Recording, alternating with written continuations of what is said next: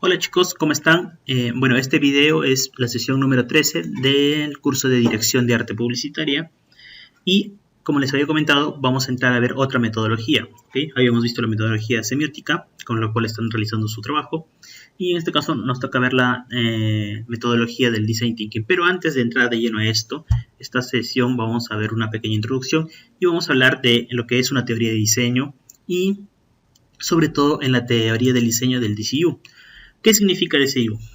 DCU significa en este caso, diseño centrado en el usuario. En inglés sería UCD, User Centered Design, ¿no? Bueno, vamos a ello. ¿Qué es el diseño centrado en el usuario, el DCU? Bien, el diseño centrado en el usuario viene a ser una teoría o una forma de visión que trabaja o que propone trabajar en torno a lo que los usuarios realizan, ¿ok? Básicamente es obtener de los usuarios toda la información necesaria y con esta información de los usuarios o del público usuario comenzar a trabajar diferentes proyectos. Obviamente esta teoría, también teórica filosófica, se basa justamente en el usuario como eje central de todo proceso de diseño, básicamente. Bien, eso es lo que propone la teoría del diseño centrado en el usuario, ¿ok? Pero ¿dónde inicia este tipo de enfoque? ¿De dónde parte? ¿Okay? Podemos ver que el diseño centrado en el usuario parte desde una especialidad, en este caso del diseño industrial, y desde el diseño industrial se va explayando hacia el marketing, hacia el diseño gráfico, hacia la ingeniería, hacia la administración, ¿okay? De hecho, es llevado también hacia la publicidad y a la comunicación, en menor medida hacia el arte y la arquitectura, ¿ok? Pero parte básicamente de diseño industrial. Pero hay una persona, en este caso, que más o menos comenzó a integrar o utilizar este tipo de enfoque o visión mucho antes de que se comenzara a llamar diseño centrado en el usuario, ¿ok? Y esta persona es Henry Dreyfus, el cual en todo su proceso de diseño o proceso general, lo que hacía era sumar disciplinas, ¿ok? Sumar disciplinas. En este caso, cuando realizaba un trabajo, lo que le metía era antropometría, ergonomía y arquitectura y biomecánica, ¿ok? Entonces, al sumar todas estas subdisciplinas o disciplinas, lo que hacía era evaluar cómo se comportaba el humano con los objetos, en este caso, porque Henry Dreyfus era diseñador industrial. Entonces, básicamente comenzaba a observar el usuario cómo interactuaba con los objetos, ¿okay? Una anécdota de Henry Dreyfus es que le gustaba mucho coleccionar señaléticas, o sea, por ejemplo, en la fotografía le gustaba mucho evaluar y diseñar señaléticas, ¿okay? Básicamente las coleccionaba. Entonces, es algo muy interesante de él. Como les dije, Henry Dreyfus era un diseñador industrial y popularizó en este caso la concepción del diseño como proceso, ¿sí? Porque mucho antes de él la gente hacía sus diseños pero no tenían un proceso específico, ¿ok? Y esto lo popularizó en este caso cuando realizó el diseño de los teléfonos de la serie 500, ¿ok? Es este teléfono que vemos acá. Y aparte de eso, es autor del libro llamado Design for People, ¿ok? De 1955. Cabe resaltar que este teléfono es la representación clara de un proceso de diseño justamente pensando en el usuario, ¿ok? En el público objetivo. Una característica de este teléfono es que, por ejemplo, el cordón era extendible, ¿ok? Obviamente era torcido, pero esto hacía que sea extendible para poder ser manejado a diferentes distancias, ¿ok? Eso era algo que no se hacía muy común en ese tiempo todavía, ¿ok? Luego se popularizó. Otra cosita muy interesante es que con este teléfono, lo que vemos acá, por ejemplo, en el texto dice, las patas, además de sostener el auricular, evitan que se corte la llamada si el teléfono se voltea, ¿ok? Si el teléfono lo colocas invertido, la llamada estaría en espera, evitaría ser colgada, ¿ok? Otra cosa muy interesante es, por ejemplo, que el semicuerpo rectangular evita que gire, en este caso que el teléfono gire cuando esté en la mano, ¿ok? Por ejemplo, si tú tienes un tubo en la mano, el tubo fácilmente puede girar porque básicamente es circular, ¿ok? Sin embargo, si tiene un cuerpo semi-rectangular, el giro es menos, se puede evitar, o en este caso es casi nulo, ¿no? Entonces tiene mejor agarre. Otras cositas es, y esta cosa es una de las más interesantes, es que la distancia entre el micro y los auriculares se basó básicamente en un promedio de 2000 rostros, ¿ok? Lo que hizo él es testear, básicamente, ¿ok? Eso lo que ahora lo que la mayoría de publicidad o diseñadores hacemos es básicamente hacer un focus group, ¿ok? Llevar una agrupación de personas, hacer un testeo, y en este caso él lo que testeó básicamente es la distancia entre la oreja y su boca para poder sacar un promedio, y a este promedio realizar el tamaño de su teléfono, ¿ok? De hecho, esto es uno de los antropometría, vendría ahí a ser lo que aplicó por acá. Entonces, otra cosa muy interesante es que también se fijó que en ciertos detalles, por ejemplo, los teléfonos antiguos, donde ponías su dedo para rotar el teléfono, es ahí mismo donde estaban los números. Entonces, ¿qué pasaba? Que con el tiempo se desgastaban, y que cuando querías marcar en un teléfono antiguo posiblemente no sabías qué número era. Entonces lo que hizo él es sacar los números fuera, de tal forma que donde coloques tu dedo para girar y marcar el número, no dañara en este caso la visibilidad de las letras. Entonces los números siempre estaban presentes, ¿ok? Este es un problema muy similar a lo que hay ahorita, ¿no? Con los teclados. No sé si han tenido ese tipo de problema. Por ejemplo, cuando utilizan mucho tiempo un teclado, y uno de sus teclados antiguos, lo que va pasando es que se va borrando, ¿sí, no? Se va borrando las letras. Y yo me acuerdo cuando iba a internet hace tiempo, que iba a algunos internets y no sabía qué letra era, entonces tenía que adivinar más o menos qué letra era o marcar para ver qué letra era. Entonces, ese tipo de cosas. Y hasta ahora me parece que ha habido una que otra solución por ahí. Creo que algunos le ponen un esmalte, otros le ponen un sticker, no sé qué cosa. Pero no una solución que ya venga de por sí en el teclado, por decirlo así, ¿no? Bien. Mientras Henry Dreyfus ya estaba planteando un proceso de diseño, y este proceso de diseño incluía en la investigación del usuario, del público objetivo, lo que hacían los ingenieros o los programadores, o básicamente los programadores de software, básicamente estaban ahorita, en este momento, todavía estaban enfocados en descubrir cómo funciona el ordenador o cómo hacer trabajar un ordenador. Estaban enfocados en eso. Entonces no les tomaban mucha importancia a lo que era básicamente el diseño centrado en el usuario, bueno, aunque todavía no se conocía como ese nombre, ¿no? Luego ya en la década de los 80 más o menos es donde comienza ya a despertarse un poquito, y las personas comienzan a trabajar justamente en ese vínculo persona-máquina, ¿ok? Y comienzan a evaluar las interacciones entre la máquina y las personas. Y ahí es donde nace la interacción persona-ordenador, el IPO en este caso, ¿no? Y por ejemplo, esta imagen es de es un predecesor, en este caso del lápiz óptico que utilizamos para la Wacom, que se utilizaba en esos tiempos, más o menos en los 80 por ahí. Luego de esto, obviamente ya en los 80 es donde aparece la persona que dio a conocer el nombre de diseño centrado en el usuario, que es Donald Norman, básicamente, ¿ok? Es un ingeniero informático y también es escritor y otras cosas. Ha sido profesor de ciencias de la computación. Bueno, esa parte ya lo dejo para ustedes, para que lean. Pero básicamente él fue el que en uno de sus libros, de hecho, en uno de sus libros se popularizó, pero en este caso él siempre lo utilizaba como una pequeña doctrina, por decirlo así, ¿no? Entonces, el término lo acuña básicamente en 1983, User Centered Design, y ya en su libro de 1986, que justamente se llama User Centered System Design, es justamente ahí donde ya lo plasma netamente y se convierte en un término muy usado, ¿ok? Al menos usado por él y por su entorno, ¿ok?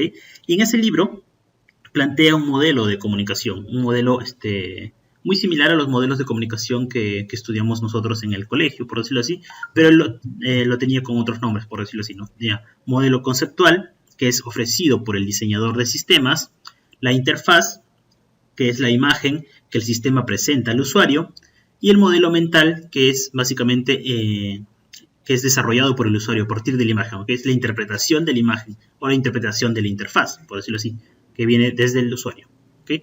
Entonces, para verlo este esquema, lo tenemos de acá, que es básicamente el modelo conceptual, que es lo que las personas, o el programador, o el diseñador, o el informático programa.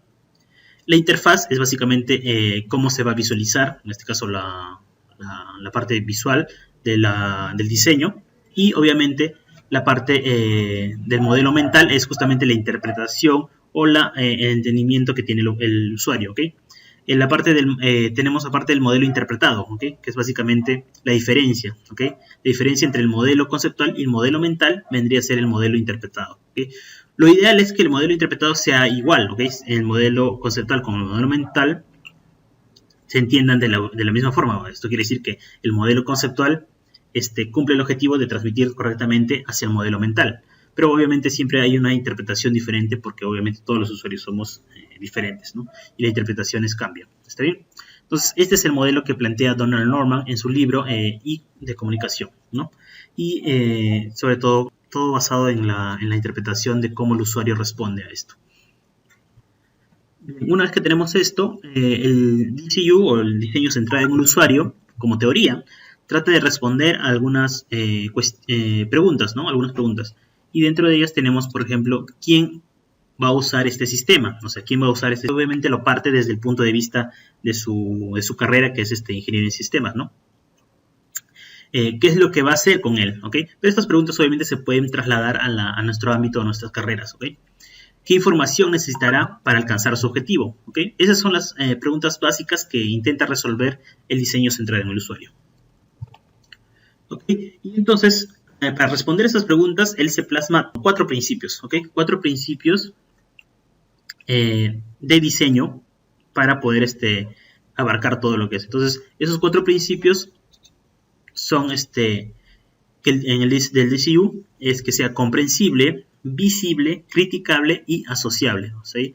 Los requisitos que deberían cumplir para Donald Norman es que todo diseño, todo producto creado debe ser comprensible, visible, criticable y asociable. ¿Está bien? Vamos a ver cada uno de ellos para ver más o menos en qué consiste. ¿Ok? Bien, el primero es que sea comprensible. ¿Ok? Y cuando se refiere a que sea comprensible es la relación del objeto, de la forma, con su uso, ¿ok? Y acá hay un ejemplo específico, y creo que se puede entender, que los enlaces, en este caso, que el enlace que no parece enlace, o sea, en los enlaces que no parecen enlaces, los botones que no parecen botones. Esto quiere decir que, por ejemplo, si lo trasladamos, por ejemplo, a una página web, muchas veces colocan botones, pero estos botones no tienen apariencia de botón, entonces no es comprensible. Entonces, para que sea comprensible el diseño, si tú vas a colocar un link o un botoncito de repente en una página web, ¿okay? Este es un ejemplo nada más, tiene que tener la apariencia de un botón, ¿ok? Las personas tienen que entender que esto va a ser un botón, entonces por ende necesita una acción. Entonces, a eso se refiere con lo comprensible. El usuario tiene que entender por qué está ahí este objeto y para qué sirve, ¿ok? Básicamente. El que sigue sería visible, y esto se refiere a que la figura o la forma del objeto, o en este caso, por ejemplo, si ustedes están haciendo alguna gráfica, las siluetas que realicen en esta gráfica, por ejemplo, si quieren hacer una publicidad minimalista, o lo que tienen que hacer es que sea visible y que se entienda la forma, ¿ok? La forma que están ustedes mostrando se tiene que entender de qué elemento es. Si, por ejemplo, esta forma, a pesar de no tener una gráfica que lo describa netamente, se entiende que es un envase, ¿sí? Lo percibimos como un envase. Obviamente un envase no va a ser de un elemento sólido, ni mucho menos de un elemento, ¿cómo se puede decir? Un granulado o algo, ¿no? Se entiende como un envase por conocimiento ya o por previo conocimiento, se entiende como un envase para un tipo de líquido. Entonces, básicamente un elemento tiene que ser visible porque tiene que percibirse de forma correcta, ¿ok? Entenderse de forma correcta en cuanto a forma, en cuanto a color y todo lo demás. Bien, continuamos. Criticable, ¿ok? Lo que se refiere con criticable es que cualquier diseño o cualquier elemento que tú hayas realizado tiene que tener o proporcionar un tipo de feedback, ¿ok? Esto quiere decir que cualquier elemento que tú realices tiene que haber una interacción entre tu público objetivo, tu público usuario, y poder mejorar ese diseño o esa campaña o posiblemente ese producto, ¿ok? Dependiendo de lo que estés realizando, ¿ok? Pero tiene que ser criticable, ¿ok? Muchas veces se falla en esta parte porque no se aceptan las críticas o no se acepta el feedback, ¿ok? Esto pasa mucho cuando realizas un trabajo o una obra que es muy artística y muy personal. Entonces, cuando tú realizas un trabajo que es muy personal o muy artística, posiblemente lo lanzas nada más y no esperas una crítica o no esperas un feedback, ¿ok? Solamente lo lanzas para que la persona lo aprecie y ya, ¿ok? Sin embargo, cuando hablamos de diseño, y esto es cuando hablamos de diseño gráfico, o cuando hablamos de hacemos campañas publicitarias, campañas digitales, sí hay un feedback, ¿ok? Sí hay un feedback porque los usuarios ven, muchas veces ha pasado que, por ejemplo, hacen una campaña o hacen un post y este post se malentiende, entonces los usuarios se hacen notar o se nota la disconformidad y obviamente tiene que haber este feedback para poder encaminar de forma correcta tu diseño, tu campaña o tu propuesta gráfica, ¿no? Bien, entonces con esto es lo que se refiere criticable. Por último, el diseño tiene que ser asociable, ¿sí? Y esto se refiere a que, obviamente, cuando tú realizas un diseño, tiene que entender cuál es la intención de ¿ok? Para qué está realizado y por qué. Y para eso, obviamente, en este caso se utilizan signos, ¿no? O mensajes, o iconografía, básicamente, ¿ok? Acá pone un ejemplo también, por ejemplo, de cómo cuando vas al baño, ¿no? En algunos baños, cuando está cerrado, está el cartelito, hay un cartelito que se pone rojo, ¿ok? Y cuando está abierto, quiere decir que el cartelito se cambia a verde. Entonces, básicamente, utiliza la simbología del color para poder hacer una asociación, ¿ok? Entonces, a eso se refiere que es asociable. Bien, entonces el DCU, el diseño centrado en el usuario, como teoría, se construyó sobre el diseño industrial, la ingeniería de la usabilidad y la psicología cognitiva, básicamente, ¿ok? O sea, esos tres fueron sus ejes y de ahí ya partió para más, ¿no? Cabe resaltar que el diseño centrado en el usuario no es el único teoría o visión que surgió en estos años, ¿ok? Luego de eso fueron apareciendo más. Y dentro de ellos estaba el diseño centrado en el diseñador, el Designer Center Design, el diseño centrado en la empresa y así entre otros, ¿no? Por ejemplo, acá vamos a ver algunos, que justamente el diseño centrado en el diseñador, el diseño centrado en la empresa, el diseño centrado en el contenido y diseño centrado en la tecnología, ¿ok? Cada uno partía desde un punto de vista muy específico, ¿ok? Así como el tipo de interacción, actividad humano o interacción humano o operador y así, ¿no? También tenemos otros tipos de más subderivados, por decirlo así, ¿okay? Pero todo esto parte desde el diseño centrado en el usuario, ¿okay? El diseño centrado en el usuario también tiene fases, ¿sí? Estas fases las utiliza también dentro de todo su proceso. Por ejemplo, vamos a ver algunas fases, o más o menos el esquema de sus fases. Primero es la planificación e investigación, luego sigue el proceso de diseño y prototipado, que es básicamente toda la parte de boceto, desarrollo y prototipo, ¿ok? Luego la parte de lanzamiento y evaluación, luego la parte de implementación y monitorización, y así, ¿ok?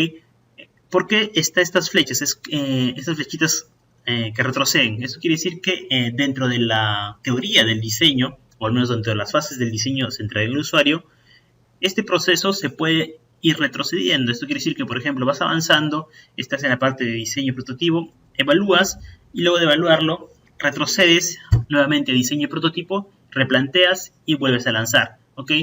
Y obviamente luego de estar en monitorización, por ejemplo, si hay testeos o después de una semana o después de 2 semanas evalúas cómo está la campaña, como un ejemplo. Una vez que has evaluado esa campaña, regresas a diseño y prototipo y replanteas la campaña o en base a lo que has aprendido armas otra campaña publicitaria, y hablando ya de términos más del diseño publicitario, ¿no? Entonces, estas son las fases del diseño centrado en el usuario, ¿ok? Vamos a ir viendo más o menos una por una, más o menos para que se entienda en qué consiste. Bien, la primera es investigación y planificación, ¿ok? En este caso se tiene que investigar y especificar el contexto para qué va a estar usado el producto o la campaña para qué va a estar realizada, ¿ok? Básicamente es identificar a nuestro público objetivo o personas a las que se va a dirigir esta campaña, en este caso hablando de ya como diseñador publicitario. Dentro de ello están las necesidades y motivaciones, las características, los hábitos de esas personas, el modelo mental o las características psicológicas de la persona y obviamente las actividades que realiza esta persona, ¿okay? Luego, dentro de la parte de diseño y prototipado, que es la que sigue, acá está, es donde ya se va a ir viendo un poco lo que es las propuestas, los bocetos, las propuestas de diseño final, de repente uno que otro variante de diseño, Y dentro de ello tenemos que ver la arquitectura de la información, o sea, la información que se está manejando, los conceptos obviamente también van dentro de ello, el diseño de interacción, si obviamente estamos hablando de una página web o una parte que permite interactuar, obviamente todo lo que respecta a la parte gráfica, diseño gráfico y las microinteracciones también, ¿ok? Todo es lo que corresponde a la parte de diseño y prototipo. Luego tenemos lo que es la evaluación, ¿ok? Evaluación. Este punto es donde ya se comienzan a ver las soluciones del diseño y se proyectan, o en este caso se detectan problemas o mejoras, ¿ok? Para el diseño. Suponiendo que lanzas una campaña y te proyectas a hacer una evaluación a la primera semana, ¿ok? Una campaña virtual, a la primera semana. Esta primera semana comienzas a hacer su evaluación y ves, por ejemplo, qué posts están teniendo más resultado, mayor resultado. Y una vez que tienes ese tipo de datos, puedes proyectarte o mejorar tus posts que vienen para poder tener mayor recogida en este caso, ¿no? Entonces esta parte de evaluación es muy importante para poder detectar problemas y mejorar el siguiente proceso. Okay. Luego de esto ya sigue la parte de la implementación. Posiblemente este tipo de campaña que has testeado ha sido solamente por una semana, pero en la campaña original va a salir, no sé, de acá a un mes y va a ser un poco más larga tal vez. Entonces ahí es donde ya comienzan a implementar todo el proceso. Esto hablando de una campaña digital, pero si fuera un producto, obviamente es primero un prototipo, la evaluación del prototipo y luego del prototipo comienzan ya la implementación, o sea, la producción real del objeto, o en este caso la producción real de la campaña publicitaria. Una vez que ya se ha lanzado el producto o la campaña, se tiene que estar evaluando o controlando cómo va todo el proceso. ¿Okay? Posiblemente este monitoreo o esta monitorización se realice cada cierto tiempo, cada semana, cada mes. ¿Okay? Entonces eso va a depender de cómo lo determine cada empresa o cada diseñador. Bien, hasta ahí es lo que hemos visto de lo que es teoría del diseño centrado en el usuario. Básicamente es una teoría, es una forma de visualizar, es un enfoque de diseño, ¿ok? Pero entonces, ¿qué vendría a ser qué vendría a ser el design thinking? ¿Sí? Bien, el design thinking parte de algo muy importante, que es su eje, ¿ok? Que viene a ser el pensamiento de diseño, el pensamiento de diseño. Pero, ¿qué es el pensamiento de diseño? Este modo de pensar que utiliza a las personas como eje central, ¿ok? Aparte de eso, es una metodología o es un método que consiste en resolver problemas en base a evaluar las necesidades y el comportamiento de las personas, en este caso. Lo interesante del design thinking, o en este caso de esta metodología, es que permite integrar a muchos profesionales, o sea, profesionales multidisciplinarios, a diferencia de otras metodologías que posiblemente están situadas netamente por diseñadores, netamente por marqueteros o netamente por publicistas o por investigadores netamente. El design thinking se vende como una metodología de diseño que permite incorporar a cualquier profesional dentro de ella. Obviamente se recomienda eh, que sea un diseñador el que guíe este grupo, ¿ok? O una persona que tenga conocimientos acerca de esta metodología para que pueda encaminarla de forma correcta, ¿ok? Entonces, hay que tener claro estas dos cositas. Uno, que es lo que ya vimos, que es el DCU, que es la teoría del diseño centrado en el usuario, que es básicamente la teoría, el enfoque, o la visión que nos plantea Donald Norman, y otro es la metodología de Design Thinking que toma esa teoría, toma la teoría del diseño y en base a esa teoría de diseño crea esta metodología, ¿okay? Que estamos viendo. ¿Okay? Entonces son cosas muy diferentes. El DCU no es lo mismo que el Design Thinking. ¿Okay? Uno es la teoría, es la base, básicamente, base teórica, con la que se construye la metodología del Design Thinking.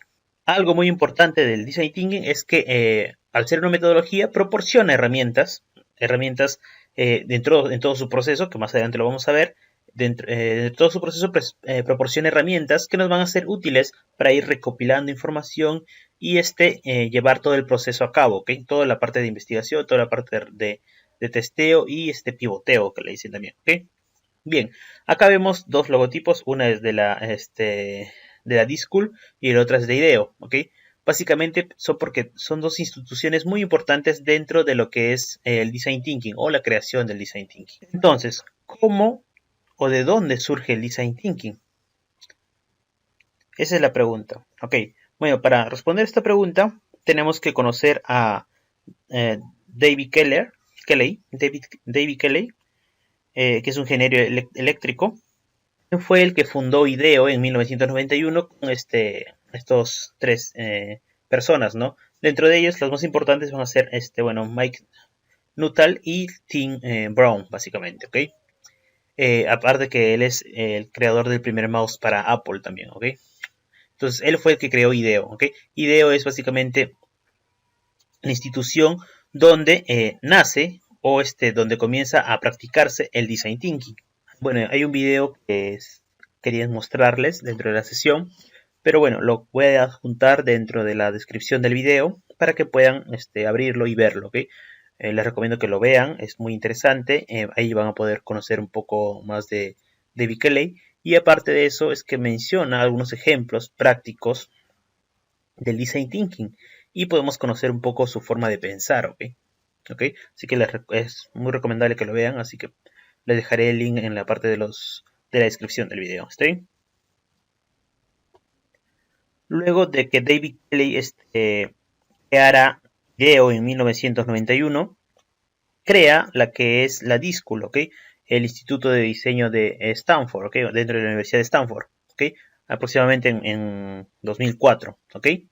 Y ahí es donde comienza a difundir, ¿ok? Lo que ya venía aplicando en IDEO, que era básicamente la metodología de diseño. Y ahí es donde comienzan a mezclar profesores y alumnos de diferentes especialidades y comienzan a armar ya todo el tipo de enseñanza, enfocándose a lo que es el Design Thinking como metodología de diseño y como una metodología multidisciplinaria. Y esta metodología se comenzó a popularizar y comenzaron a ver promotores de ella, ¿no? La Díscula es una institución muy interesante, ya que dentro de esta institución,